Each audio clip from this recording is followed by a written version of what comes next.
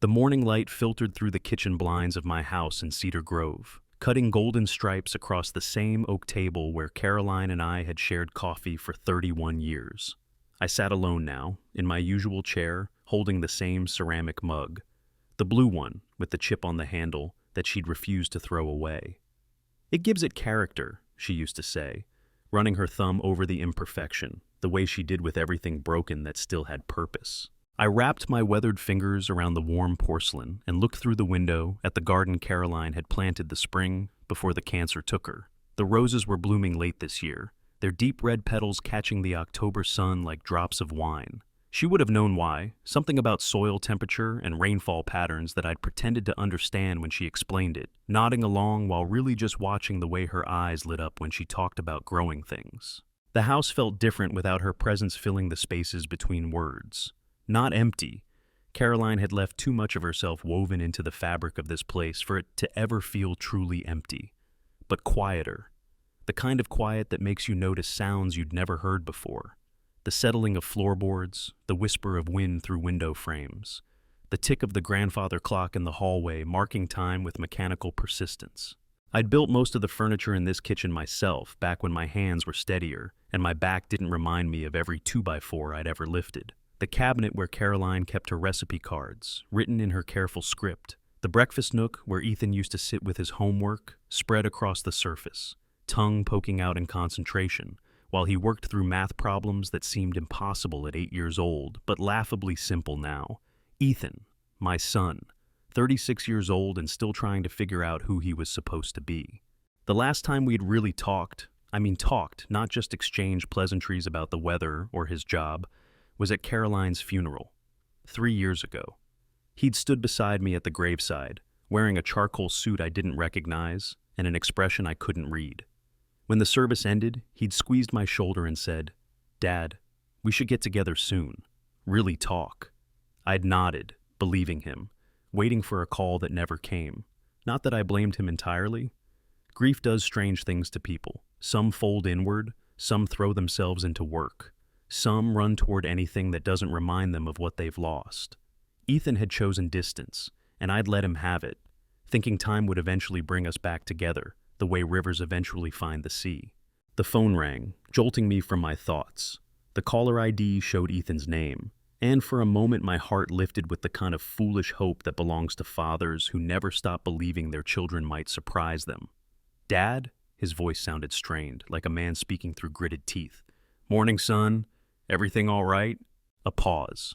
I could hear voices in the background. Madison, his wife, and what sounded like her parents, Gerald and Patricia Monroe. The Monroes had never liked me, though they'd been careful to hide it behind polite smiles and compliments about Caroline's cooking.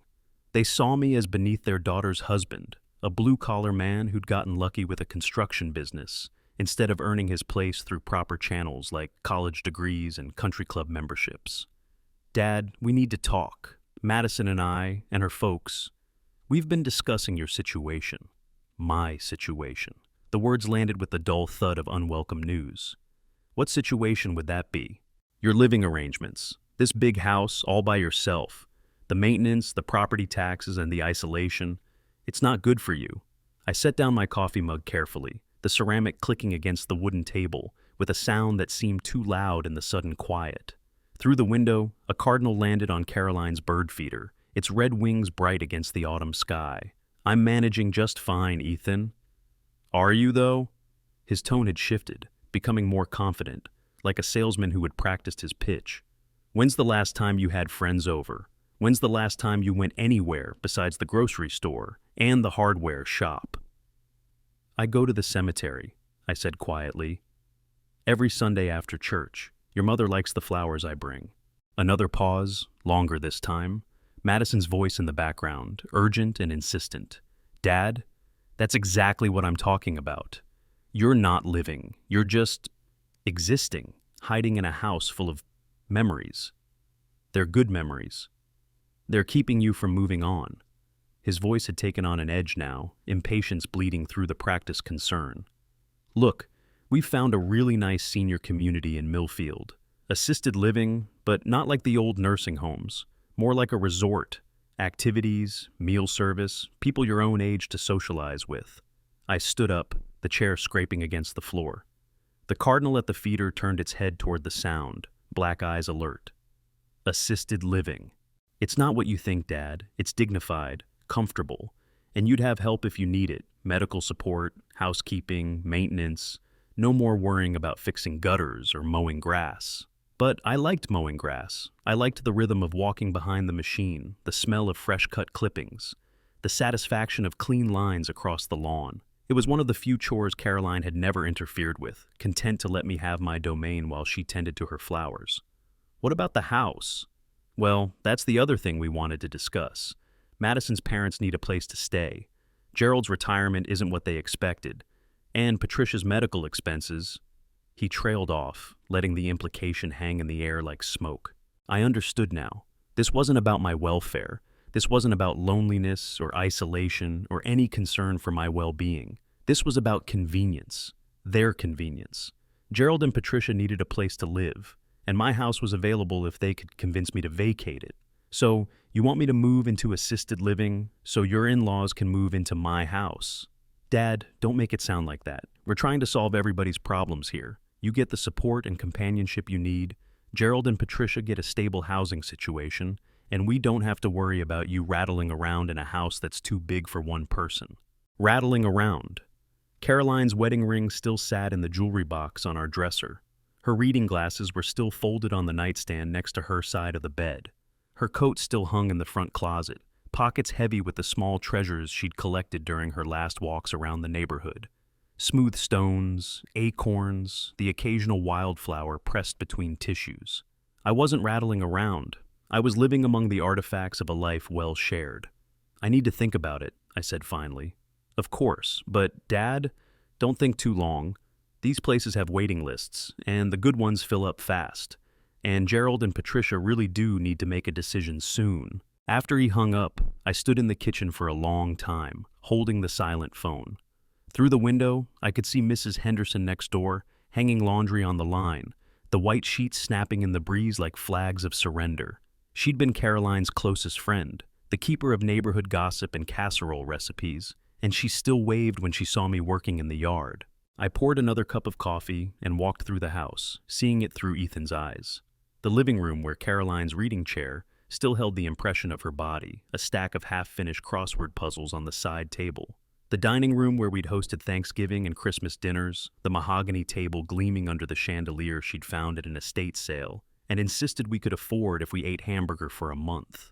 The master bedroom where her vanity still held bottles of perfume that had lost their scent and tubes of lipstick worn down to nubs. Where the closet still contained her clothes, organized by season and color in a system only she had understood. Every room told the story of our marriage, held memories that couldn't be packed in boxes or transferred to new addresses. This wasn't just a house. It was the physical manifestation of 31 years of shared mornings and quiet evenings, of arguments that ended in laughter and plans that had actually come true. But maybe Ethan was right about one thing. It was a lot of house for one person. 4 bedrooms when I slept in only one. A formal dining room I used only when Mrs. Henderson invited herself over for coffee. A basement workshop where my tools hung on pegboards like surgical instruments in an operating room, clean and organized and rarely touched since Caroline's death. The question wasn't whether I needed all this space. The question was whether need was the only thing that mattered. I climbed the stairs to Caroline's sewing room, the one she'd claimed as her sanctuary during the 23 years we'd lived here.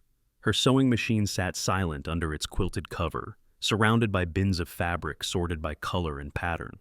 On the wall, she'd hung a sampler she'd embroidered during the first year of our marriage. Home is where love resides, memories are created, and laughter never ends.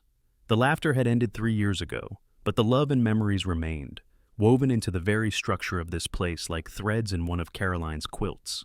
My phone buzzed with a text message from Ethan. Talk to the folks at Millfield Gardens. They have an opening in December. Should I put you on the list?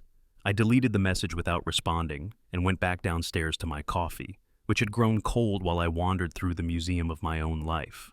Outside, the cardinal had been joined by its mate, both of them working at the feeder Caroline had filled with Niger seed every winter.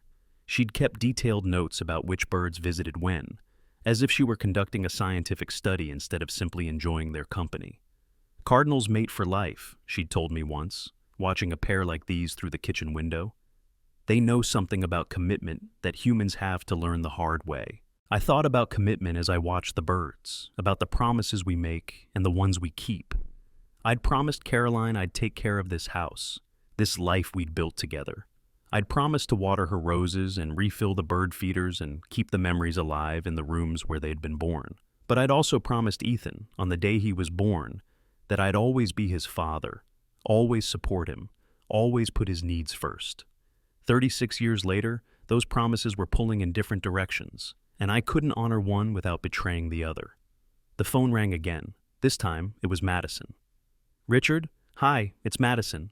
I hope you don't mind me calling directly."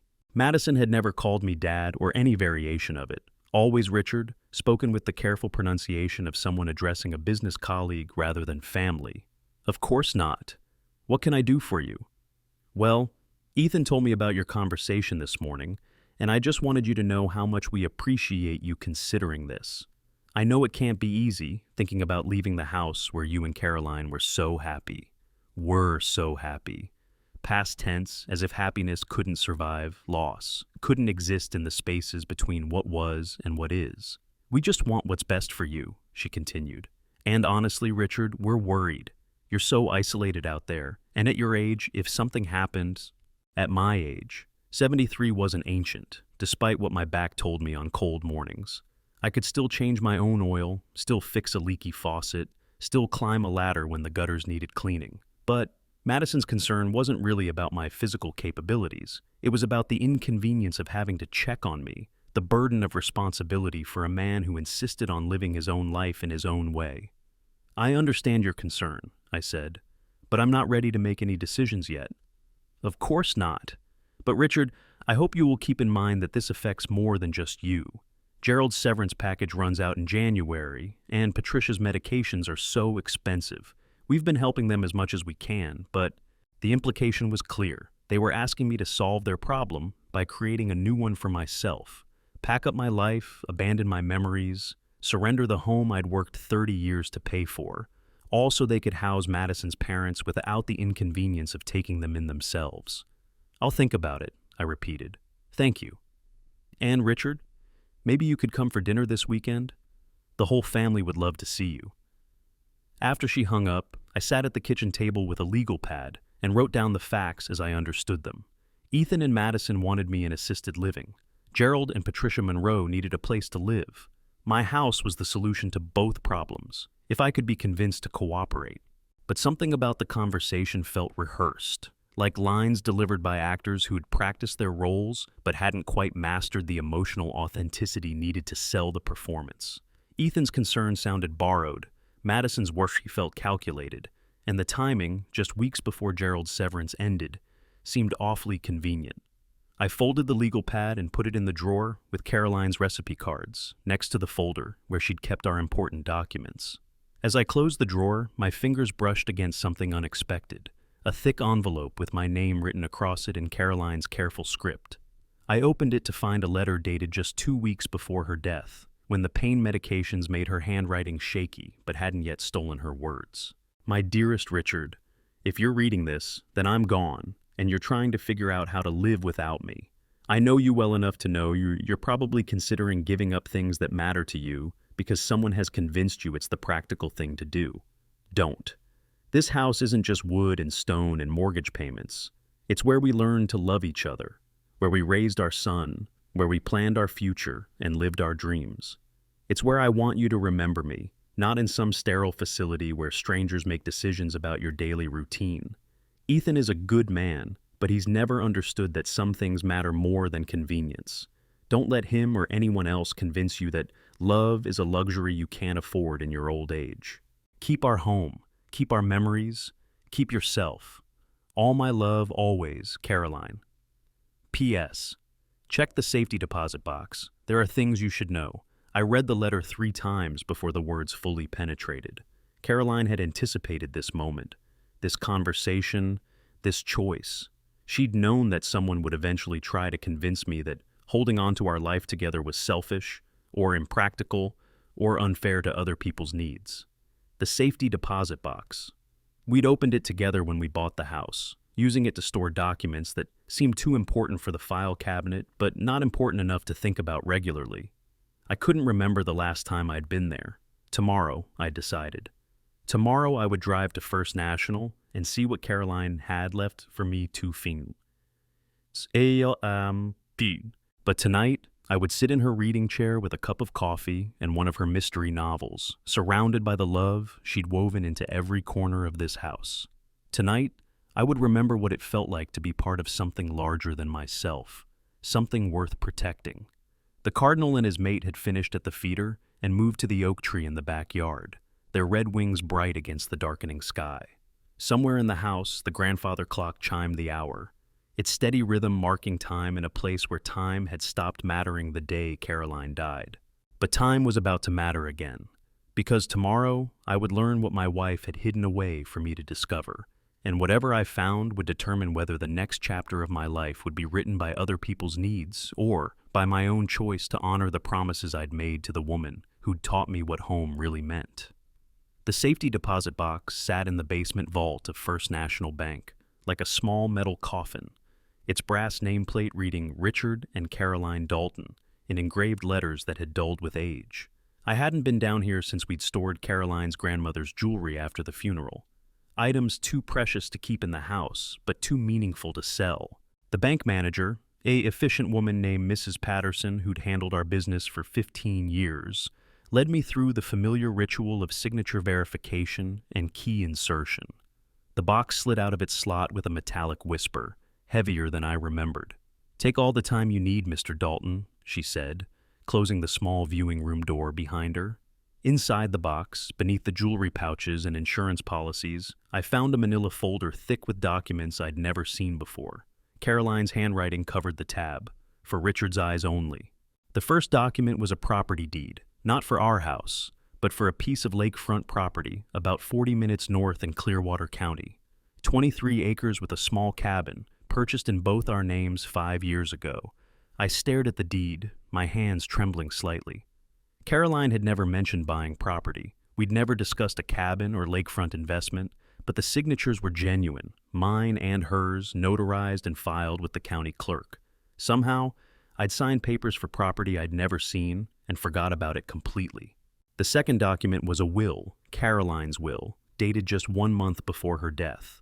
But this wasn't the will we'd prepared with our lawyer, Harold Simmons. This one was handwritten, witnessed by Mrs. Henderson and Caroline's sister Ruth, leaving everything to me with one crucial addition.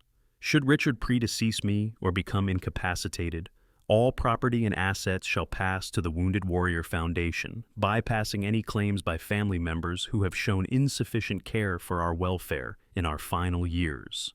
My mouth went dry. Caroline had created a safety net, a way to ensure that if something happened to me, our life's work wouldn't automatically fall into Ethan's hands. But when had she lost faith in our son?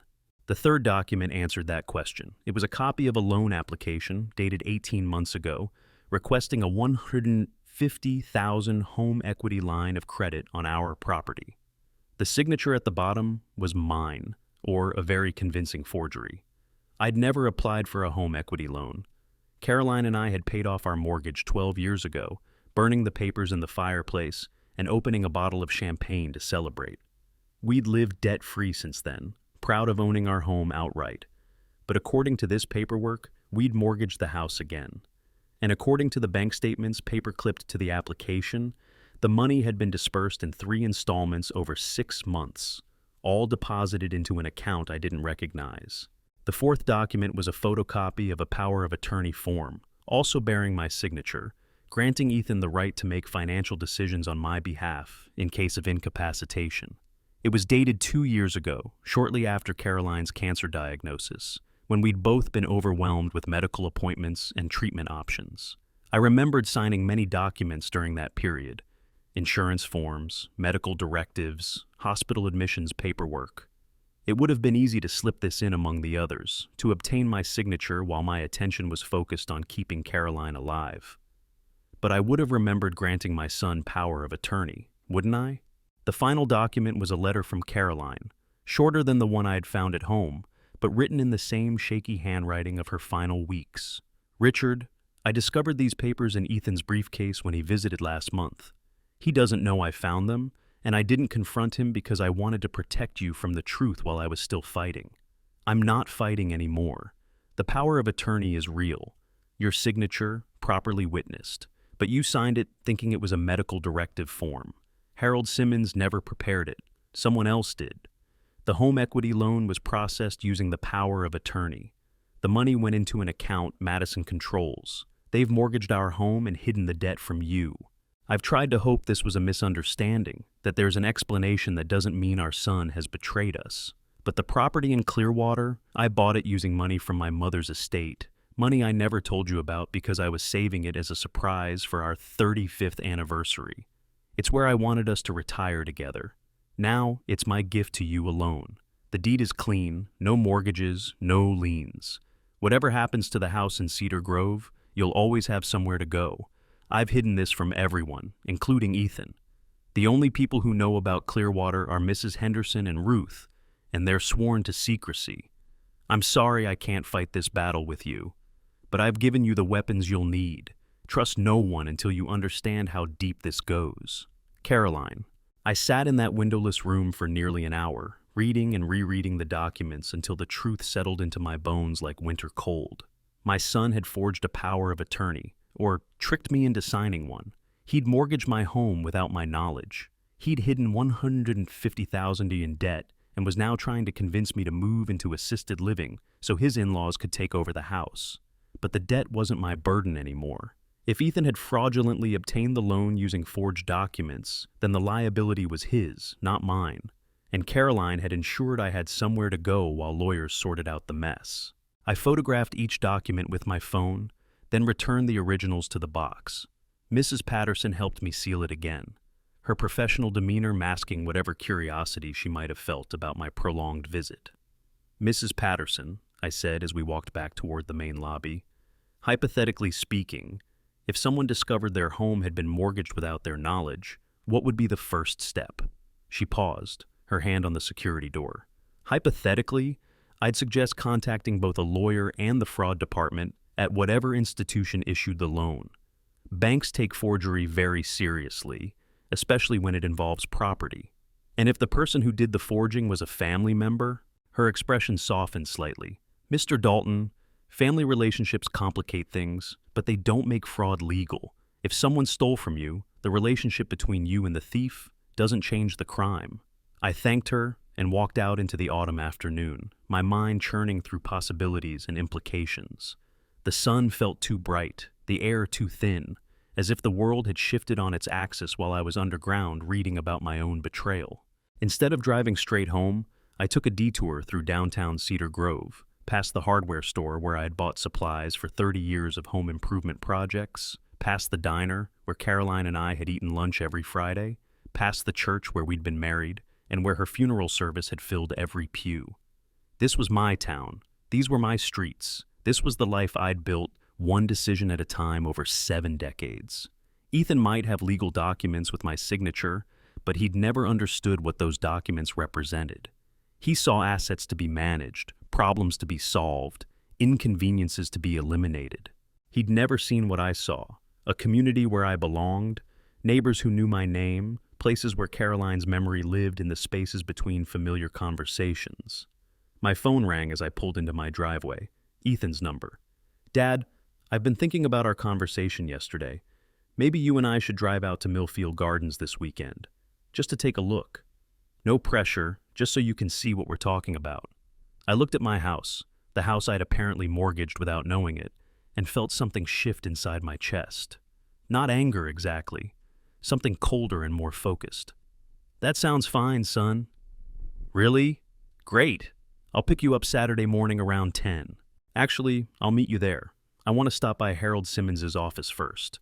Update my will while I'm thinking about it. A pause. Your will? Just some minor changes, nothing dramatic. What's the address of this place? He gave me directions, his voice slightly strained. After we hung up, I sat in the driveway for a few more minutes, watching Mrs. Henderson water her chrysanthemums and thinking about chess moves Caroline had taught me during the long evenings of her treatment. The key, she'd said, moving her queen into position for a checkmate I hadn't seen coming, is to make your opponent think they're winning right up until the moment they realize they've lost everything. That night, I cooked myself a proper dinner, pot roast with potatoes and carrots, the way Caroline used to make it. I set the table with her good china, lit the candles she'd bought for special occasions, and opened a bottle of wine we'd been saving for an anniversary that would never come. As I ate, I spread the photocopied documents across the dining room table, studying them like battle plans. The power of attorney had been witnessed by two people I'd never heard of. The loan application contained details about my income and assets that would have required intimate knowledge of my finances. The account where the money had been deposited belonged to Madison, not Ethan. Madison, who'd never called me dad. Madison, whose parents needed a place to live. Madison, who'd married my son and somehow convinced him that stealing from his father was an act of love. After dinner, I called Harold Simmons at home. "Harold, it's Richard Dalton. I'm sorry to bother you in the evening, but I need to ask you about some documents." "Of course, Richard. What can I help you with?" "Did you prepare a power of attorney form for me about 2 years ago? Something giving Ethan authority over my financial decisions?" A long pause. "Richard, I've never prepared any power of attorney documents for you. Caroline asked me about them once, during her treatment, but you both decided against it. Said you wanted to maintain control of your own affairs as long as possible." "That's what I thought. Harold, I need to see you first thing Monday morning. I've got some documents I need you to review, and I think I'm going to need your help with a legal matter." "What kind of legal matter?" I looked around the dining room at Caroline's furniture, her china cabinet, the chandelier she'd insisted we could afford if we ate Hamburger Helper for a month. Everything she'd loved, everything she'd worked to create, everything Ethan and Madison had tried to steal while pretending to care about my welfare. "The kind that involves family," I said, "the messy kind." After I hung up, I walked through the house one more time, seeing it with new eyes, not as a burden or a museum or a problem to be solved, but as a fortress under siege. They'd breached the outer defenses with forged documents and hidden debts, but the keep was still secure, and thanks to Caroline's foresight, I had a fallback position they knew nothing about. I climbed the stairs to our bedroom, my bedroom, and opened the closet where Caroline's clothes still hung in neat rows. Behind her winter coats, in a shoebox that had once held her favorite walking shoes, I found her secret account statements. Small deposits over the years, money saved from household expenses and birthday checks from her mother, accumulated into a nest egg she'd planned to surprise me with on our 35th anniversary. $37,000, enough to hire a good lawyer and live comfortably while the courts sorted out who owed what to whom. I sat on the edge of the bed, holding the bank statements and thinking about the woman who'd loved me enough to plan for a future she wouldn't live to see. Caroline had known, somehow, that this day would come. She'd known that grief and need and family loyalty would be used as weapons against me, and she'd prepared accordingly. The cardinal was back at the feeder outside the bedroom window, its mate close by. They worked together with the efficiency of long partnership, one watching for danger while the other fed, then switching roles in a dance as old as instinct. Cardinals mate for life. They know something about commitment that humans have to learn the hard way. Tomorrow I would drive to Millfield Gardens and pretend to consider assisted living while Ethan pretended to care about my welfare. We'd both perform our roles in this elaborate family theater, him playing the concerned son and me playing the confused old man who needed guidance from younger, wiser minds. But Monday I would begin the real performance, the one where I stopped being a victim of other people's plans and started writing the final act myself. I thought Caroline would approve. Millfield Gardens looked exactly like what it was, a place where families send parents they can no longer pretend to care about. The buildings were designed to look home-like. Red brick facades, white shutters, landscaping that suggested permanence without requiring commitment. But the institutional smell hit you the moment you walked through the front doors. Disinfectant layered over boiled vegetables and the particular sadness of people waiting to die. Ethan was waiting in the lobby, wearing khakis and a polo shirt that made him look like a golf instructor. He'd dressed down for this visit, probably thinking casual clothes would make the conversation feel less formal, less like he was selling me something I didn't want to buy. "Dad, thanks for coming." He stood and embraced me, a quick, masculine hug that lasted exactly long enough to seem affectionate without being awkward.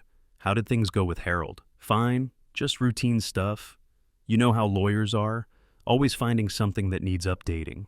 We were met by a woman in her 50s wearing a navy blazer and the kind of smile that came with professional training. Mr. Dalton, I'm Susan Walsh, the admissions coordinator. We're so pleased you're considering Millfield Gardens as your new home. Your new home. The phrase hung in the air like incense, meant to sanctify what was essentially a transaction. She led us on a tour that felt choreographed. The dining room where residents sat at small tables, picking at identical meals while a television played game shows no one watched. The activity room where a handful of elderly people half-heartedly worked jigsaw puzzles. The library with its collection of large print mysteries and inspirational memoirs. And here's one of our premium units, Susan said, opening the door to a one-bedroom apartment with beige carpet, beige walls, and a kitchenette that looked like it belonged in a motel. A large window offered a view of the parking lot. It's very nice, Ethan said, walking to the window. Dad, look at this view. So peaceful. I looked. Cars, asphalt, a dumpster behind a privacy fence.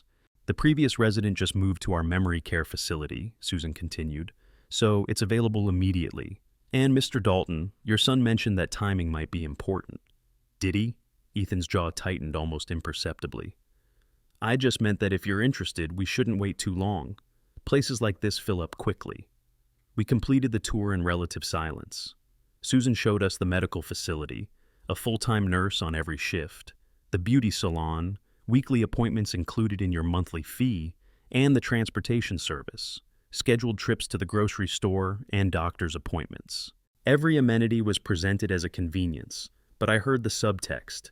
You won't be able to drive yourself much longer. You can't be trusted to manage your own medical care. You need supervision disguised as service. The monthly fee is $4, Susan said as we returned to her office. That covers your apartment, 3 meals a day, housekeeping, and all activities. Additional services like personal care assistance and medication management are available for a modest surcharge, $50,000 a year, more than Caroline and I had ever spent on anything except the house. That seems reasonable, Ethan said quickly. Dad's got good savings, and the equity in his house should cover the costs for many years. The equity in his house. My stomach clenched as I remembered the loan documents hidden in Caroline's safety deposit box. Ethan was already spending money that didn't exist, planning a future based on fraudulent debt he'd hidden from me.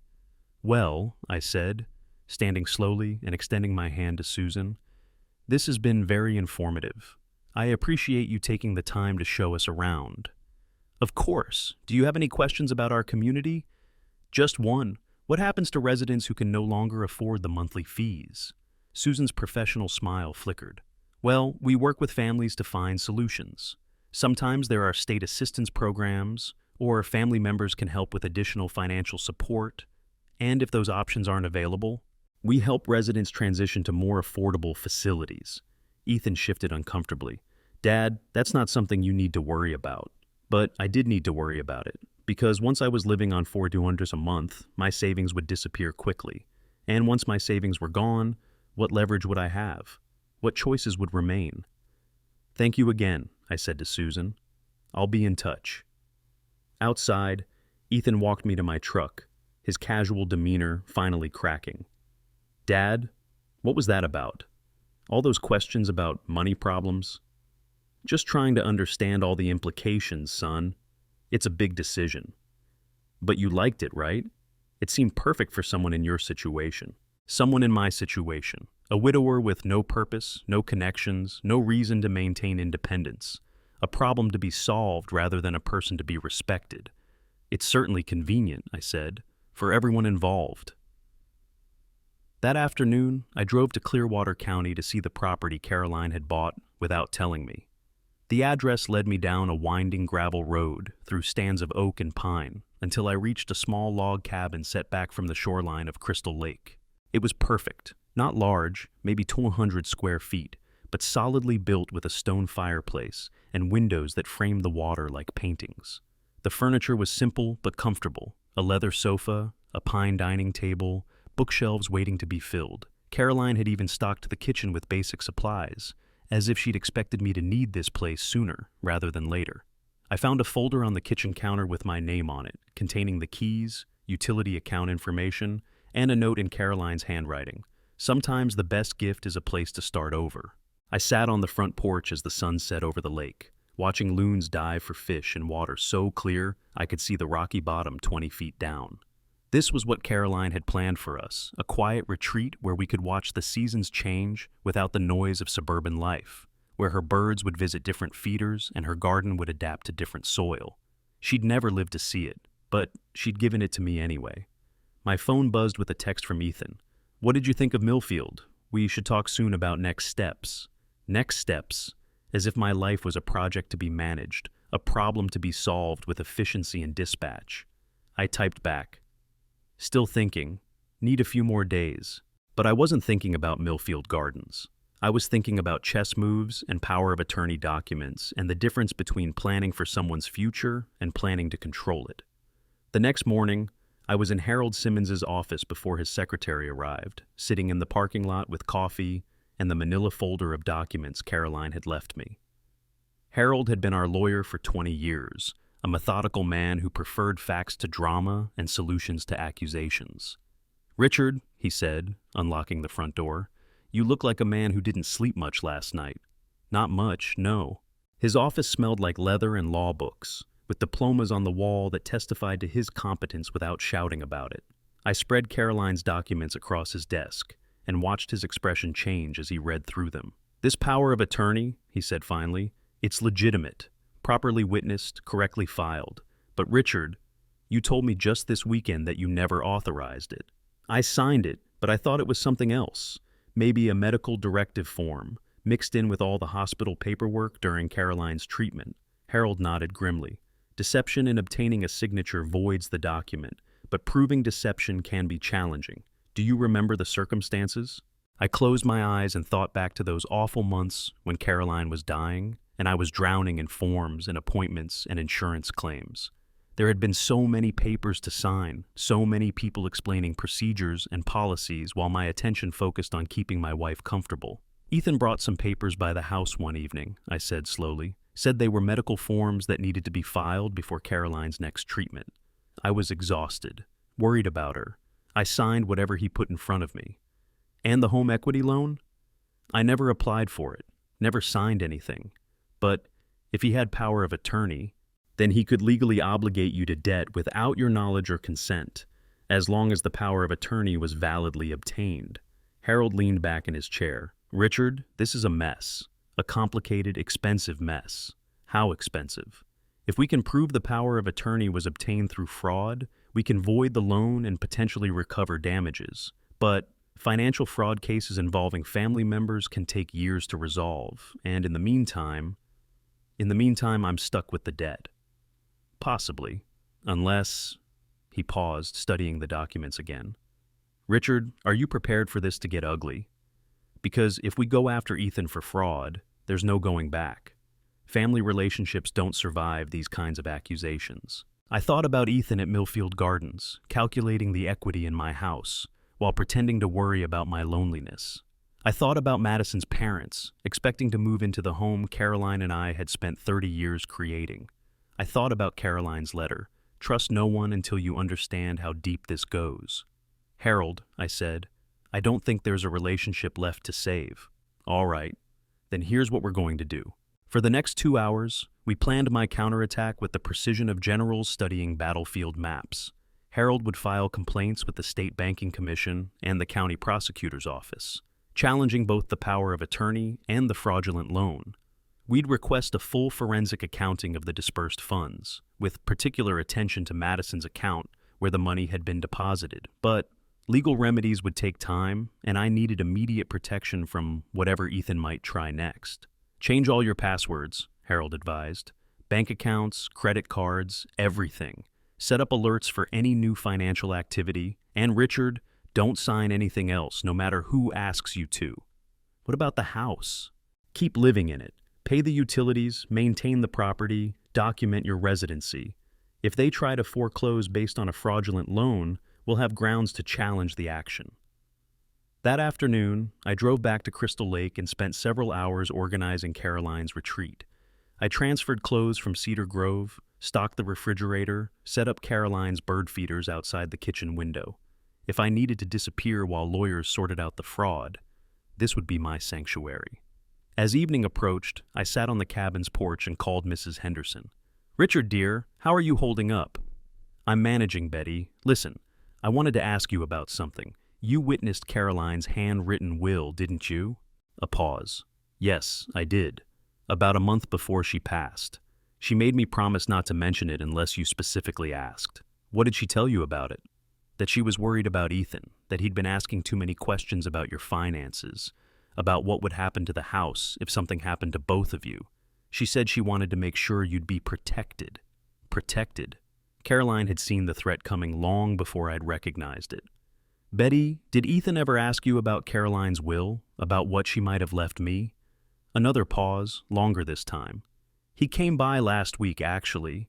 Said he was helping you organize her papers and wondered if she'd left any documents with me. I told him I didn't know anything about any papers."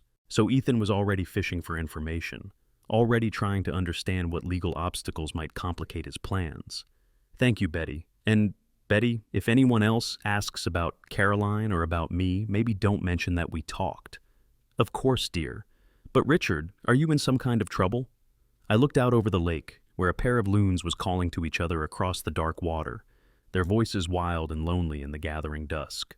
"I don't know yet," I said, "but I'm getting ready to find out." That night, back in Cedar Grove, I sat at Caroline's desk and wrote out a timeline of events. The power of attorney I didn't remember signing, the loan I'd never applied for, the pressure to move into assisted living just as Madison's parents needed housing. Each incident could be explained individually as misunderstanding or coincidence, but together they formed a pattern of systematic deception. My phone rang at 9 o'clock. Ethan. "Dad, I've been thinking about Millfield Gardens. What if we put down a deposit to hold that apartment while you make up your mind, just so we don't lose the opportunity?" "How much of a deposit?" "Only $5,000, fully refundable if you decide against it." $5,000. A small commitment that would become a larger one, then a permanent one. The first step down a path that ended with me in a beige apartment while strangers lived in my home. "I don't think that's necessary, son. Dad, be realistic. Good places fill up quickly, and at your age you can't afford to wait." At your age, the phrase was becoming a weapon, used to justify every decision made on my behalf without my consent. "I'll think about it," I said. After he hung up, I walked through my house one more time, looking at everything Caroline and I had collected over 33 years of marriage. The grandfather clock she'd bought at an estate sale, the dining room set we'd saved for 2 years to afford, the photographs documenting holidays and anniversaries and ordinary Saturday afternoons when we'd had nothing better to do than be happy together. Tomorrow, the real battle would begin. Harold would file the legal challenges that would expose Ethan's fraud and freeze the assets he'd stolen. I'd stop pretending to consider assisted living and start protecting the life I'd chosen to live. But tonight, I poured a glass of Caroline's favorite wine and toasted the woman who'd loved me enough to prepare for a war she wouldn't live to fight. "Thank you," I said to her photograph on the mantel, "for everything." Outside, the cardinal and his mate had settled into the oak tree for the night, 2 small shapes silhouetted against the evening sky. Tomorrow they'd return to the feeders Caroline had placed for them, following the rhythms of a life that continued despite loss, despite change, despite the best efforts of people who confused love with control. I was going to follow their example. The first crack in Ethan's facade appeared on a Tuesday morning when I walked into First National Bank to set up account alerts and found him sitting in the customer service area, his face flushed with the kind of anger that comes from being told no by people who are supposed to cooperate. He saw me before I could retreat, his expression shifting from fury to surprise to something that might have been guilt if I'd been inclined to give him the benefit of the doubt. "Dad, what are you doing here?" "Banking," I said simply. "What are you doing here?" "Just handling some paperwork." He stood, smoothing his tie with hands that trembled slightly. "For the estate stuff. You know how complicated these things can be." Estate stuff. As if Caroline had been dead for decades instead of 3 years. As if her affairs were ancient history requiring archaeological excavation. Mrs. Patterson appeared at my elbow, her professional smile firmly in place. "Mr. Dalton, I have those account security updates ready for you." Ethan's eyes sharpened. Account security? Dad, is everything all right? Just being cautious, I said. You hear so many stories about identity theft these days. We walked in opposite directions, him toward the exit, me toward Mrs. Patterson's desk, but I could feel his attention like heat on the back of my neck. Whatever business had brought him to the bank, my presence had complicated it. Was my son asking about my accounts? I asked Mrs. Patterson once we were seated. Her smile became slightly more genuine. Mr. Dalton, you know I can't discuss other customers' business, but I can tell you that we've had several inquiries recently about accounts associated with your social security number. All legitimate-looking requests, but when we called the phone number on file to verify, you called my home number. We did, and when no one answered, we required in-person verification before proceeding with any transactions. So Ethan had been trying to access my accounts remotely, probably using the power of attorney he'd fraudulently obtained, but the bank's security protocols had stopped him, at least temporarily. Mrs. Patterson, I want to close my savings account and open a new one at a different branch, and I want all my accounts flagged to require in-person verification for any transactions over $100. Of course. Might I ask if there is a particular security concern? I thought about Harold Simmons's advice. Document everything, trust no one, assume the worst-case scenario. Let's just say I'm learning that family relationships can be more complicated than I realized. That afternoon, I drove to Crystal Lake and spent several hours making Caroline's cabin truly livable. I installed new locks on the doors, tested the generator that would keep the lights on if the power failed, and stocked the pantry with enough supplies to last several weeks. If this situation escalated, if Ethan tried to have me declared incompetent or attempted some other legal maneuver, I wanted a place to retreat where I could think clearly without the pressure of concerned phone calls and unexpected visits. The cabin felt like Caroline's embrace, warm and protective and utterly peaceful. I could understand why she'd chosen this place, why she'd imagined us growing old together on this quiet lake where the only sounds were loons calling and wind moving through pine trees. My phone buzzed with a text from Madison. Richard, we haven't heard from you about Millfield Gardens. Gerald and Patricia's situation is becoming urgent. Could we meet for coffee tomorrow to discuss options? Options. The word always sounded reasonable until you realized it meant reasons you should do what we want you to do. I typed back, tomorrow is difficult. Maybe next week. Her response came quickly. Richard, I don't think you understand how serious this is. They need to give notice at their current place by Friday, or they'll owe another month's rent they can't afford. The urgency was building. Whatever timeline Ethan and Madison had planned, they were running out of room to maneuver, which meant they'd probably start making mistakes. I called Harold Simmons. Richard, good timing. I was just about to call you. The Banking Commission has opened a preliminary investigation into the home equity loan. They want to interview you next week. That's fast. Financial fraud involving elderly victims gets priority treatment. But, Richard, there's something else. The loan servicer received a payment this week. $1,500 applied to the principal. My stomach dropped. I didn't make any payment. I know. The payment came from an account in Madison's name, which suggests they're trying to establish a pattern of legitimate debt service, making it harder to claim the loan was unauthorized. So they're covering their tracks. Or laying new ones. Richard, have you signed anything recently? Any documents at all? No. I've been careful. Good. Because someone's been busy. I received a call this afternoon from a lawyer in Madison's family, a cousin who practices estate law. He wanted to discuss your situation, said the family was concerned about your ability to manage your financial affairs. The walls were closing in. First the bank inquiries, now legal consultations. Ethan and Madison were building a case for my incompetence, gathering professional opinions and documentation that would support their claim that I needed supervision. What did you tell him? That you're my client and I don't discuss my client's affairs with third parties. But, Richard, the fact that they're involving other lawyers suggests they're planning something more aggressive than assisted living. That evening, I sat in Caroline's reading chair with a legal pad and mapped out what I knew. Ethan had fraudulently obtained power of attorney and used it to mortgage my home. Madison had received the loan proceeds and was now making payments to establish legitimacy. Her family was consulting lawyers about my mental competence while pressuring me to move into assisted living. The endgame was becoming clear. They'd have me declared incompetent, assume guardianship of my affairs, and use their authority to sell the house to pay the debt they'd created. Madison's parents would have a place to live, Ethan and Madison would have access to whatever equity remained, and I'd be warehoused in an institution with no resources to fight back. It was a good plan. It might even have worked if Caroline hadn't anticipated it and prepared accordingly. But Caroline had prepared accordingly, and now it was time to use the weapons she'd given me. I called Mrs. Henderson. "Betty, it's Richard. I need to ask you a favor, and it might seem strange. What do you need, dear? I need you to be a witness. Tomorrow, I'm going to record a video statement about my mental capacity and my understanding of my financial situation, just in case anyone tries to claim later that I'm confused or incompetent." "Oh my. Richard, are you in trouble?" "I'm in a fight, Betty, and I intend to win it." The next morning, I drove to Harold's office with a folder full of documents and a determination that felt as solid as the foundation of my house.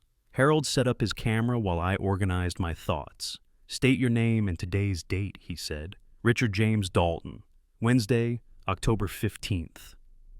"And you're making this statement of your own free will, with no coercion or influence from anyone else?" "That's correct." For the next 20 minutes, I told the camera everything I knew about the fraudulent power of attorney, the unauthorized home equity loan, and the pressure I was receiving to move into assisted living. I explained Caroline's discovery of the deception and her efforts to protect me from further exploitation. I named names, provided dates, and displayed the forged documents Caroline had found. By the time I finished, any claim that I was confused or incompetent would be difficult to sustain. "That should do it," Harold said, turning off the camera.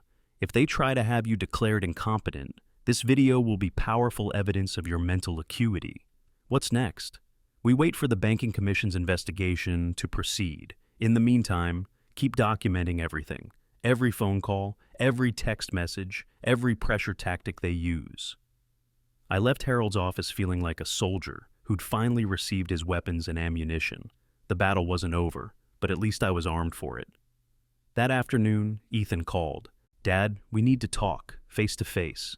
There are some things you don't understand about your financial situation, such as, not over the phone. Can you come to the house tonight?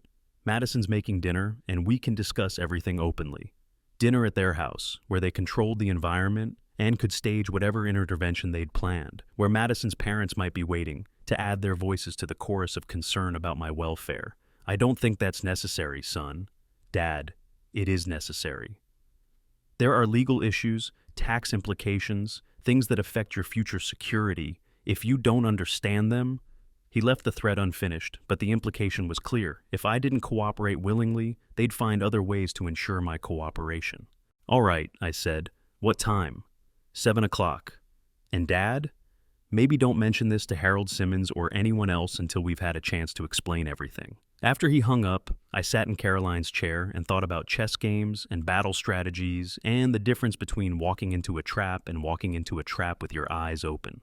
I called Harold back. "They want to meet tonight, dinner at their house." "Don't go." "I have to go. If I don't, they'll escalate to something worse. But Harold, I want you to know where I am. And if you don't hear from me by 9 o'clock... "Richard, you're scaring me." "Good, because I'm scared too. But I'm not helpless, and I'm not going to run away from this fight." That evening, I dressed carefully in the suit Caroline had bought me for our 30th anniversary dinner. If this was going to be my last performance as the compliant, confused father, I wanted to look the part. But in the inside pocket of my jacket, I carried a digital recorder. And in my wallet, I had Harold Simmons' business card and the phone number for the county sheriff's office. Whatever Ethan and Madison had planned for tonight, I'd be ready for it. As I drove toward their house through the gathering darkness, I thought about Caroline's final letter. "Trust no one until you understand how deep this goes." Tonight, I was going to find out exactly how deep it went. The cardinal and his mate were waiting at the feeder when I returned home hours later, their red wings bright against the evening sky. They had survived another day in a world full of predators, relying on vigilance and partnership, and the knowledge that sometimes the safest place to be is exactly where you belong. I refilled their feeder with seeds Caroline had bought months before her death, still in the garage where she'd stored them for the winter she wouldn't see. Tomorrow, the real war would begin. But tonight, I was home, I was safe, and I was no longer fighting alone. Caroline's spirit felt closer than it had in months, whispering strategies in the wind and reminding me that love isn't just about holding on. Sometimes it's about knowing when to let go and when to fight back. I was ready to fight back. Ethan's house sat in one of those suburban developments where every home looked like a variation on the same theme. Colonial facades with two-car garages and lawns maintained by landscape services. Madison had decorated theirs in what she called modern farmhouse style, which seemed to mean expensive furniture made to look rustic and mason jars used as light fixtures. I pulled into their driveway at exactly 7 o'clock, noting the unfamiliar silver Lexus parked beside Ethan's BMW. Gerald and Patricia's car, I assumed. The welcoming committee was assembled. Madison answered the door wearing a flowing dress that probably cost more than most people's monthly rent. Her smile was bright enough to power the porch light. "Richard, come in, come in. We're so glad you could make it." The living room held more people than I'd expected. Gerald and Patricia Monroe sat on the leather sectional like judges at a tribunal. Beside them was a woman I didn't recognize. Mid-50s, professional attire, briefcase at her feet. And in the corner armchair, looking uncomfortable but determined, sat Dr. Elizabeth Chen, Caroline's former physician. "Richard," Ethan said, standing to shake my hand. "You remember Dr. Chen, of course. And this is Rebecca Ashford. She's an elder care specialist. We thought it might be helpful to have some professional perspective on your situation." My situation. The phrase was becoming their catchword, a clinical term that reduced my life to a problem requiring expert management. "I wasn't aware this was going to be a formal consultation," I said, noting how Dr. Chen avoided my eyes. "It's not formal," Madison said quickly. "Just friends and family who care about you, wanting to make sure you have all the information you need to make good decisions." I took the chair they'd left for me, positioned so that everyone else could see my face, while I had to turn my head to address different speakers, theater seating for an intervention. "Before we begin," I said, reaching into my jacket pocket, "I'd like to record this conversation, for my own records." The temperature in the room dropped 10 degrees. Gerald frowned. Rebecca Ashford looked to Ethan for guidance. Dr. Chen shifted uncomfortably in her seat. "Dad," Ethan said carefully, "that's not really necessary. This is just a family discussion." "Then you won't mind if I record it?" Madison's smile flickered like a candle in wind. "Richard, recording conversations without consent can be problematic from a legal standpoint. Only if the participants have something to hide," I said, placing the small device on the coffee table. "I'm giving notice that this conversation is being recorded. Anyone who objects is free to leave." No one left, but the atmosphere shifted from staged concern to barely concealed hostility. Rebecca Ashford opened her briefcase and pulled out a manila folder. "Mr. Dalton, I've reviewed your situation based on the information your family has provided. At your age, living alone in a large house, managing complex financial obligations, it's a lot for one person to handle." "What financial obligations?" She consulted her notes. "The home equity loan, for instance. The monthly payments, the interest rates, the potential for default if payments are missed." So, they were using the fraudulent loan as evidence that I needed supervision. The debt they'd created secretly was now proof of my financial incompetence. "I never applied for a home equity loan," I said clearly, for the benefit of the recording. "Sometimes memory issues can affect our recollection of financial decisions," Dr. Chen said softly. "It's very common in people your age, especially following the stress of spousal loss." Dr. Chen had been Caroline's oncologist, not a geriatrician or psychiatrist. She had no basis for commenting on my mental capacity, but her medical credentials would carry weight with anyone reviewing this recording. "Dr. Chen," I said, "when was the last time you examined me?" "Well, it's been some time, but 3 years, at Caroline's funeral. And at that time, did you have any concerns about my mental capacity?" "No, but memory issues can develop gradually." "Based on what evidence? Have you reviewed my medical records, conducted cognitive assessments, or are you making assumptions based on secondhand information from people who want me declared incompetent?" Her face flushed. "Mr. Dalton, I'm only trying to help. Whose idea was it for you to be here tonight?" Silence. Then Gerald cleared his throat. "Richard, we're all on the same side here. We all want what's best for you. What's best for me or what's most convenient for you?" "Now see here," Gerald said, his veneer of politeness cracking. "Patricia and I are facing a housing crisis. My severance package ends in 6 weeks, her medical expenses are eating up our savings, and you're sitting in a house that's far too large for your needs. It's selfish, frankly." Finally, the truth behind all the concern and professional consultations. "So, this is about your housing needs, not my welfare." "It's about family," Patricia said, speaking for the first time. "Family takes care of family. We took care of Madison when she needed help. Now we need help. And Ethan and Madison can't help you themselves?" Madison's composure cracked slightly. "Richard, we have our own obligations. The mortgage on this house, Ethan's student loans, my car payment. But you managed to find $150,000 to loan yourselves using my house as collateral." The silence that followed and it was profound. Rebecca Ashford looked confused. Dr. Chen glanced nervously at Ethan. Gerald and Patricia exchanged glances that suggested they hadn't been fully informed about their daughter's financial arrangements. "Dad," Ethan said slowly, "I don't know what you're talking about. The home equity loan you obtained using a power of attorney I never authorized. The loan that put my house at risk to solve your financial problems. That's not—" He stopped, calculating. "Dad, you're confused. You signed the power of attorney yourself. Harold Simmons prepared it.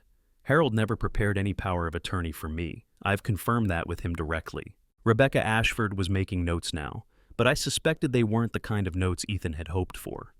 Professional elder care specialists know the signs of financial exploitation, and those signs were becoming increasingly obvious. "Mr. Dalton," she said carefully, "are you claiming that financial transactions were conducted without your knowledge or consent?" "I'm claiming that my son obtained my signature through deception, used it to mortgage my house, and is now trying to force me into assisted living to cover up his fraud." "Dad, that's crazy." "Is it? Then explain how a loan was approved in my name for money I never received, deposited into accounts I can't access, while you and Madison suddenly have the resources to make payments on debt that doesn't appear on any of my financial statements." Dr. Chen stood up. "I think I should go. This doesn't seem like a medical consultation anymore." "No," I said. "It seems like a family meeting where one side has been lying to the other for months." She left quickly, probably already composing the report she'd file with the medical board about her inappropriate involvement in a domestic dispute. Rebecca Ashford closed her briefcase. "Mr. Dalton, if you believe you've been the victim of financial exploitation, you should contact the authorities. This isn't something that can be resolved through elder care placement." She left too, leaving me alone with Ethan, Madison, and her parents. "Well," I said into the heavy silence, "now that the professionals have abandoned ship, perhaps we can have an honest conversation." Gerald was the first to recover. "Richard, even if there have been some irregularities in how things were handled, the fundamental situation remains the same. You need care, we need housing, and fighting about paperwork isn't going to solve either problem." "Irregularities?" I almost laughed. "Is that what we're calling fraud now?" "Nobody committed fraud," Madison said, but her voice lacked conviction. "Maybe there were some miscommunications about the legal documents, but the intent was always to protect you."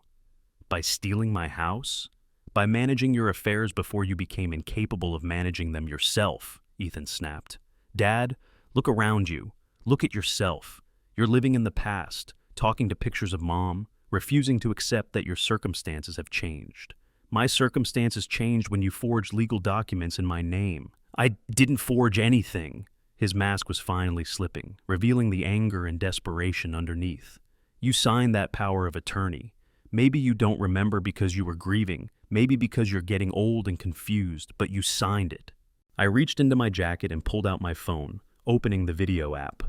On the screen was the statement I'd recorded in Harold's office, clear, coherent, and devastating. "Would you like to see how confused I am?" I asked, turning the phone so they could see. "This is my statement about the fraudulent power of attorney, recorded yesterday with my lawyer present. It includes dates, documents, and details about how you obtained my signature through deception." Madison went pale. Gerald's mouth opened and closed like a fish out of water. "You can't record us without permission," Patricia said weakly. "I announced that I was recording at the beginning of this meeting. Everyone consented by remaining here." I stood up, straightening my jacket. "And now I'm going home to my house, the house that belongs to me and will continue to belong to me despite your best efforts to steal it." "Dad, wait," Ethan started.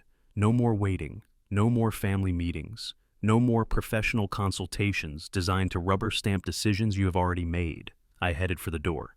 The next time you want to discuss my living arrangements, you can do it through Harold Simmons. If you leave now, Madison called after me, don't expect us to help you when you can't manage on your own anymore. I turned back one last time. Madison, I've been managing on my own since before you were born. The only thing I can't manage is family members who think love gives them the right to steal from me. Outside, the autumn air felt clean and cold against my skin. I sat in my truck for a moment, hands shaking slightly from adrenaline, and listened to the recording I'd made on my phone.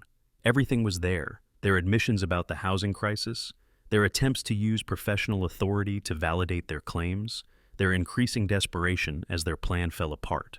It was over. Not the legal battle, that would take months to fully resolve, but the pretense. The careful family theater where we all played our assigned roles while pretending not to notice the script was written to benefit some players more than others. I drove home through empty streets, past houses where other families were probably having their own complicated conversations about money and obligation and the difference between helping and controlling. When I pulled into my driveway, Mrs. Henderson's porch light was on. She appeared at her window, waving slightly, and I realized she'd been watching for me to return safely. Inside my house, whatever documents Ethan might have forged, I poured myself a glass of Caroline's favorite wine and sat in her reading chair. The recording device lay on the side table like evidence in a trial that was just beginning. My phone buzzed with a text from Ethan. "Dad, you're making a mistake. We're trying to help you." I deleted it without responding. Another text. "The loan payments are due whether you acknowledge the debt or not. Default will mean foreclosure." I forwarded that one to Harold Simmons with a note. Evidence of continued coercion. The third text came from Madison. "You'll regret this when you're alone and have no one to turn to." But I wasn't alone. Caroline's presence filled the spaces between my thoughts. Her voice whispered strategies in the sound of wind through the windows. Her love anchored me to the truth that some things are worth fighting for. I was in my own home, surrounded by memories that belonged to me and no one else. I had lawyers and evidence and the clarity that comes from finally understanding who your real enemies are. Tomorrow, I would begin the process of reclaiming my life from people who'd tried to steal it while claiming to love me. But tonight, I was exactly where I belonged, and for the first time in months, that felt like victory enough. The call from Harold came at 7:30 the next morning, before I'd finished my first cup of coffee. "Richard, we need to meet today. The Banking Commission's investigation took an interesting turn overnight." "What kind of turn?" "The kind that involves federal agencies and criminal referrals. Can you be here by 9? I was there by 8:45, carrying a folder with last night's recordings and a determination that felt as solid as the foundation stones of my house. Harold's office was already crowded when I arrived. Besides Harold himself, there was a woman in a Navy suit who introduced herself as Agent Sarah Chen from the FBI's Financial Crimes Unit, and a younger man named Detective Rodriguez from the county prosecutor's office. "Mr. Dalton," Agent Chen said, "thank you for coming in. We've been reviewing the documentation your attorney provided, and we have some questions." For the next hour, I walked them through everything: the deceptive power of attorney, the unauthorized home equity loan, the attempts to have me declared incompetent, and the systematic pressure to move into assisted living. I played portions of the recording from last night's dinner, watching their expressions grow increasingly grim. "Mr. Dalton," Detective Rodriguez said, "you understand that financial exploitation of elderly persons is a felony in this state. I understand that what my son did was wrong. I'm still processing the idea that it was criminal." Agent Chen leaned forward. "The home equity loan involved interstate wire transfers and fraudulent documentation submitted to a federally insured institution. That makes this a federal case. We're talking about potential prison time, not just civil remedies. Prison time. For Ethan, my son, who'd learned to ride a bicycle in my driveway and had once made me a Father's Day card out of construction paper and glue. What happens next?" "We'll need you to provide a formal statement," she said, "and we'll need access to all your financial records, including the accounts where the loan proceeds were deposited. Those are Madison's accounts. I don't have access." "We'll get access. Mr. Dalton, you should know that your son and daughter-in-law are likely to be arrested within the next few days. This investigation is moving quickly because of the ongoing nature of the exploitation. After they left, Harold and I sat in silence for several minutes. "Are you all right with this?" he asked finally. "I don't know. Is there any scenario where Ethan doesn't face criminal charges? Not unless he voluntarily returns the money, dissolves the fraudulent loan, and makes full restitution. Even then, the prosecutors might decide to proceed. And if I ask them not to?" Harold studied me carefully. "Richard, are you having second thoughts?" I thought about Caroline's letter. Trust no one until you understand how deep this goes. I thought about Ethan's cold calculation at last night's dinner, his willingness to use my grief and age as weapons against me. I thought about the future they'd planned for me, warehoused in assisted living while strangers occupied the home where Caroline and I had built our life together. "No," I said, "I'm not having second thoughts, but I want to be the one to tell him what's coming." That afternoon, I called Ethan from the cabin at Crystal Lake. "Dad, where are you? I've been calling the house all morning. I'm at Caroline's property, the one she bought without telling anyone." A pause. "What property?" 23 acres on Crystal Lake. She left it to me in her will, the real will, not the one filed with the probate court. "Dad, you're not making sense." "I'm making perfect sense. Caroline knew what you were planning, Ethan. She found the forged documents in your briefcase months before she died. She bought this place as a refuge for me, somewhere I could go while lawyers sorted out the mess you created." The silence stretched so long I wondered if the call had dropped. "You recorded us last night," he said finally. I did. And you've talked to lawyers. Lawyers, FBI agents, county prosecutors. They're very interested in your creative approach to estate planning. Dad, listen to me. You don't understand what you're doing. If you pursue this, it won't just hurt me. Madison will lose her job when the background check reveals criminal charges. Gerald and Patricia will end up homeless. You'll destroy an entire family over a misunderstanding. I won't destroy anything, son. I'm just refusing to be destroyed myself. We can fix this. Return the money, void the loan, start over. But if law enforcement gets involved, law enforcement is already involved. The FBI is treating this as a federal case. Wire fraud, elder abuse, conspiracy to commit financial crimes. I heard him suck in breath. Jesus, Dad, do you know what you've done? I've stopped pretending that being stolen from is the same thing as being loved. We never meant. This wasn't supposed to. He stopped, realizing that every word could be used against him. Ethan, let me ask you something. When you forged my signature on that power of attorney, when you mortgaged my house without my knowledge, when you planned to have me declared incompetent, at what point did you think about what Caroline would have wanted? Mom would have wanted us to take care of each other. Your mother wanted me to keep our home, to preserve our memories, to live my own life on my own terms. She told me that in a letter she left for me to find. She also told me not to trust anyone until I understood how deep the deception went. Dad, please, I'm begging you. Call them off. Tell them it was all a misunderstanding. The only misunderstanding was mine, thinking that my son had grown into a man who valued honesty over convenience. I hung up and sat on the cabin's porch, looking out over water that reflected the autumn sky like polished pewter. Somewhere across the lake, a loon called to its mate, the sound wild and mournful in the afternoon silence. My phone rang again immediately, then again, then a text message. Dad, answer the phone. We need to talk. I turned the phone off and walked down to the water's edge, where Caroline had planned for us to grow old together. The dock she'd never see stretched into water she'd never touch, but her love had built this place as surely as if she'd driven every nail herself. That evening, I drove back to Cedar Grove to check on the house and found Detective Rodriguez waiting in my driveway. "Mr. Dalton, I wanted to give you a heads up. We'll be executing search warrants tomorrow morning. Your son's house, his office, and any storage units or safe deposit boxes associated with his name. Will he be arrested? That depends on what we find, but you should prepare yourself for the possibility. Inside my house, I called Mrs. Henderson. Betty, I need you to know that there might be some commotion in the neighborhood tomorrow. Police activity related to Ethan. Oh dear. Richard, are you safe? I'm safe, but things are going to get complicated for a while. Do you need anything? Somewhere to stay? I thought about the cabin at Crystal Lake, about the refuge Caroline had prepared for exactly this situation. I have somewhere to go if I need to.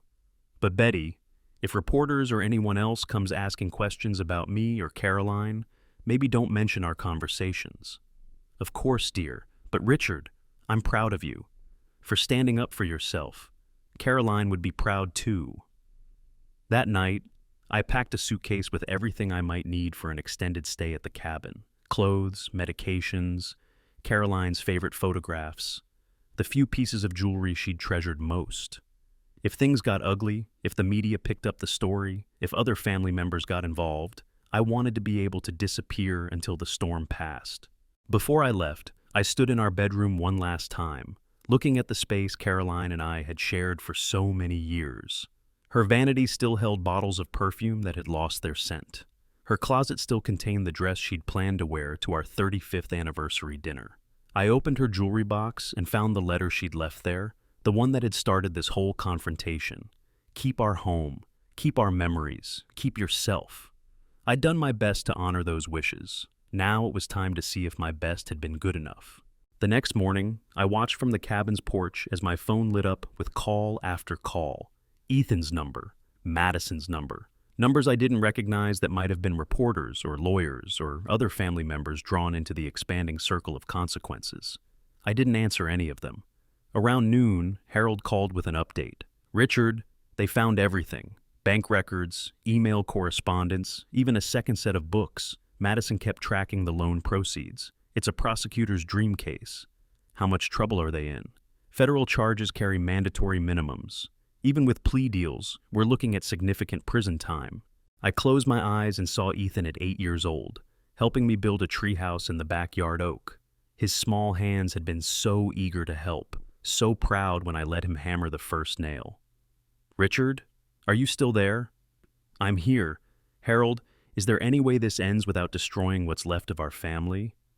Only if Ethan had made different choices 6 months ago, or 6 weeks ago, or even 6 days ago.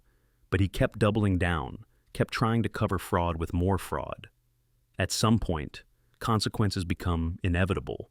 That afternoon, Agent Chen called personally. Mr. Dalton, your son and daughter-in-law were arrested an hour ago. They're being held pending arraignment. I wanted you to hear it from me rather than see it on the news. The news. Of course there would be news. FBI arrests always attracted media attention, especially when they involved middle-class families and elderly victims. What happens now? They'll be offered plea deals in exchange for cooperation and full restitution. If they're smart, they'll take the deals. If not, this goes to trial and the sentences get much harsher. After she hung up, I sat in Caroline's favorite's chair at the cabin and tried to process what had happened. In less than a week, I'd gone from being a confused old man who needed supervision to being the victim in a federal criminal case. My son had gone from being a concerned family member to being a defendant in federal court. The truth had been there all along, hidden behind layers of manipulation and false concern. Caroline had seen it, had tried to protect me from it, had given me the tools to fight back when fighting became necessary. But victory felt nothing like I'd expected. There was no satisfaction in watching my son's life collapse.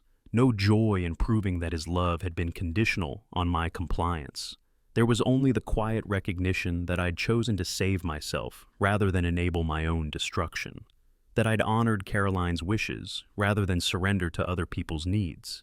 That I'd preserved the life we'd built together rather than let it be dismantled for spare parts. As the sun set over Crystal Lake, painting the water in shades of gold and crimson, I poured myself a glass of Caroline's favorite wine and raised it toward the sky. Thank you, I said to the evening air, for seeing what was coming, for preparing the way, for loving me enough to fight a battle you wouldn't live to finish. The loons called across the water, their voices wild and free in the gathering darkness. Somewhere in the distance, I could hear the gentle lap of waves against the shore, the eternal rhythm of water finding its own level despite all obstacles. I was exactly where Caroline had wanted me to be. Safe, independent, and surrounded by the beauty we'd planned to share together. The fact that I was here alone was tragic, but it was honest tragedy rather than the slow suffocation of being managed by people who confuse control with care. Tomorrow would bring new challenges, legal proceedings, media attention, the complicated work of rebuilding a life that others had tried to steal. But tonight, I was home in the truest sense of the word. Anchored by love that had survived death and strengthened by battles I'd never wanted to fight, but had finally learned to win. The Cardinals would find me here, eventually. Caroline's birds always did. 6 months later, I was sitting on the cabin's porch with my morning coffee when the mail carrier delivered an envelope that made my hands tremble. The return address was Federal Correctional Institution, Sheridan. Inside, 3 pages in Ethan's careful handwriting. Dad, I don't know if you'll read this. I wouldn't blame you if you threw it away without opening it, but my lawyer says writing might help me process what I did, and my therapist says I need to try to understand how I became someone who could steal from his own father. I've had 6 months to think about it. 6 months in a cell, 6 months of group therapy sessions where I have to explain to strangers how I justified taking $50,000 from a man who raised me, taught me right from wrong, and never once failed to help me when I needed it. The answer isn't complicated, but it's not easy to write down. I was scared. Scared of failing, scared of disappointing Madison, scared of admitting that I wasn't as successful as I pretended to be. When Gerald lost his job and Patricia's medical bills started piling up, Madison looked at me like I was supposed to have a solution, like successful husbands always have solutions.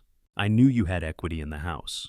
I knew you were grieving and not paying close attention to financial details, and I told myself that I was just borrowing against my inheritance, that I'd pay it back before you ever knew about it, that everyone would benefit and no one would be hurt. But every lie required another lie to cover it. Every deception required a bigger deception.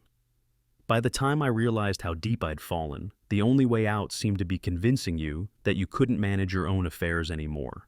I'm not asking for forgiveness. I'm not asking for anything except the chance to tell you that I know what I did was wrong. Not just illegal, wrong. I betrayed the man who taught me how to be honest, how to work for what I wanted, how to take responsibility for my mistakes. Mom would be ashamed of me. I think about that every day. The sentencing hearing is next month. My lawyer thinks I'll get 3 to 5 years with the plea deal. Madison got 2 years because she cooperated more fully. Gerald and Patricia moved to a senior community in Florida. Apparently, Patricia's sister found them a place they can afford. I don't know what happens when I get out. Madison filed for divorce last month. My professional license will be revoked. I'll have to start over at 42 years old, with a felony record and no family left who trusts me. But maybe that's what I deserve. Maybe that's what it takes to become the man I should have been all along. I miss you, Dad. I miss the conversations we used to have about building things, about making things last. I miss believing that you were proud of me. I hope someday I'll earn the right to those conversations again. Your son, Ethan. I read the letter 3 times before folding it carefully and placing it in the wooden box where I kept Caroline's photographs. The morning was perfectly still, the lake like polished glass reflecting a sky so blue it hurt to look at directly. The Cardinals had found me at Crystal Lake, just as I'd known they would. They visited the feeders Caroline had planned for but never filled, following the same patterns of devotion that had guided their species for millennia. Cardinals mate for life, she'd told me once. They know something about commitment that humans have to learn the hard way. My phone rang, Harold Simmons, with an update on the civil proceedings. Richard, the insurance company agreed to pay the full amount of the fraudulent loan. Your house is clear of all liens as of this morning. So, it's over? The legal part is over. The property is yours, free and clear. You can move back anytime you want. But did I want to? The house in Cedar Grove held 33 years of marriage, but it also held the memory of betrayal, of family gatherings that had been staged manipulations, of a son who'd looked me in the eye while planning to steal my future. The cabin at Crystal Lake held only Caroline's dreams and the peace she'd wanted us to find together. Richard, you still there? I'm here. Harold, I need to ask you to do something. I wanted to donate the Cedar Grove house to Habitat for Humanity. Donate it? Richard, that property is worth at least $400,000. I know what it's worth, but I can't live there anymore. Every room reminds me of what I lost, not what I gained. And Caroline always said that houses should shelter people who need shelter. What about Ethan? That house was going to be his inheritance. I looked out over the lake where loons were diving for fish in water so clear you could see the sandy bottom 20 feet down. Ethan forfeited his inheritance when he tried to steal it. Maybe giving the house away is the lesson he needed to learn about the difference between earning something and taking it. That afternoon, I drove to Cedar Grove one last time. Mrs. Henderson was in her garden, tending the chrysanthemums that Caroline had always admired. "Richard," she called out, "it's so good to see you. How are you managing?" "I'm managing well, Betty. Actually, I wanted to tell you something. I'm donating the house to charity. It'll become a home for a family that needs it." Her face softened with understanding. Caroline would love that. She always said the house was too big for empty nesters anyway. Inside, I walked through the rooms one last time, collecting the few items I wanted to keep. Caroline's wedding ring, our photo albums, the grandfather clock that had marked time through good years and bad. Everything else would stay with the house, ready to welcome whatever family came next. In the master bedroom, I found a letter I'd written to Caroline the night after her funeral, but never mailed. "My darling wife, I don't know how to live without you. I don't know how to make decisions without your counsel, how to enjoy sunsets without your hand in mine, how to believe that tomorrow will be worth seeing without your voice promising that it will be. I'm scared that I'll forget the sound of your laugh, the way you hummed while cooking, the particular way you said my name when you thought I was being foolish. I'm scared that our son will drift away because I don't know how to bridge the gap between his grief and mine. Most of all, I'm scared that I'll become one of those men who dies slowly in empty houses, talking to photographs and forgetting how to live among the breathing. Help me, Caroline. Show me how to honor what we had without being destroyed by what we've lost. All my love, Richard." I'd been so afraid of becoming that man, the bitter widower who drove away love by clinging too tightly to the past. But I'd become something else instead, a man who'd learned the difference between honoring memory and being imprisoned by it, between loving family and enabling their worst impulses, between holding on and knowing when to let go. As I locked the Cedar Grove house for the last time, I thought about the family who would live there next, children who would learn to ride bicycles in the same driveway where Ethan had mastered 2 wheels, parents who would plant new gardens in the soil Caroline had enriched, stories that would unfold in rooms where our story had ended. That evening, back at Crystal Lake, I called Ethan at the federal prison. "Dad?" His voice sounded smaller than I remembered, uncertain in a way it hadn't been since he was a child. "I got your letter. I wasn't sure you'd read it. I read it 3 times. Silence stretched across the connection, filled with everything we couldn't say and everything we'd never be able to take back. "Ethan, I've donated the house to charity." "The house? Dad, that was supposed to be yours when I died, but you tried to take it before I was ready to give it. So now it's going to a family that needs shelter more than you need an inheritance." I heard him breathing, processing what that meant for his future, for any hope he might have had of rebuilding his life with the security of family property. "I deserve that," he said finally. "Yes, you do. Is there anything left? Any chance that when I get out—" "There's always a chance, son, but not a guarantee. You'll have to earn whatever relationship we have from here forward. And earning means proving that you understand the difference between taking what you want and accepting what you're given. I understand. Do you? Because understanding means accepting that I might never trust you completely again. It means acknowledging that some damage can't be undone, only lived with. It means starting over with no assumptions about what you deserve from me. I know, Dad. I know I destroyed everything. But I want to try to build something new, even if it's smaller, even if it takes years." I watched the sun set over Crystal Lake, painting the water in shades of gold and crimson that Caroline had loved. The loons were calling to each other across the gathering darkness, their voices wild and free. "We'll see," I said. "When you get out, we'll see what kind of man you've become." After I hung up, I sat on the porch until full darkness settled over the lake. Stars emerged one by one, the same constellations Caroline and I had watched from our bedroom window during her final weeks, when we'd stayed awake talking about everything except the fact that our time together was ending. I'd kept her wishes. The home was preserved, the memories were protected, and I'd maintained my independence despite everyone who'd tried to manage it away from me. But more than that, I'd learned something Caroline had tried to teach me through her death. That love isn't about holding on so tightly that you crush what you're trying to protect. Sometimes love means letting go, sometimes it means fighting back, and sometimes it means building something new from the pieces of what was broken. The cabin at Crystal Lake wasn't the retirement Caroline and I had planned together, but it was built on the foundation of her foresight and my willingness to honor her dreams, even when they led to places I'd never expected to go alone. I refilled the bird feeders she'd planned, but never used, scattered seeds that would bring cardinals and chickadees and the occasional blue jay. Tomorrow I would call Habitat for Humanity and begin the process of transferring the Cedar Grove house to people who would love it without needing to control it. And someday, if Ethan proved he'd learned the lessons that prison and consequences and the loss of everything he had taken for granted might teach him, we'd have a conversation about what it means to be family, not because of blood or history or legal obligation, but because of choice renewed daily and trust earned through consistent action. But that someday was years away, if it came at all. Tonight, I was exactly where Caroline had wanted me to be, safe, independent, and surrounded by the beauty we'd planned to share. The fact that I was here alone was tragic, but it was honest tragedy rather than the slow suffocation of being managed by people who confuse control with care. The loons called once more across the dark water, and I raised my coffee mug in a silent toast to the woman who'd loved me enough to prepare for battles she wouldn't live to fight, and to the future I was finally free to choose for myself. It was enough. It was more than enough. It was home.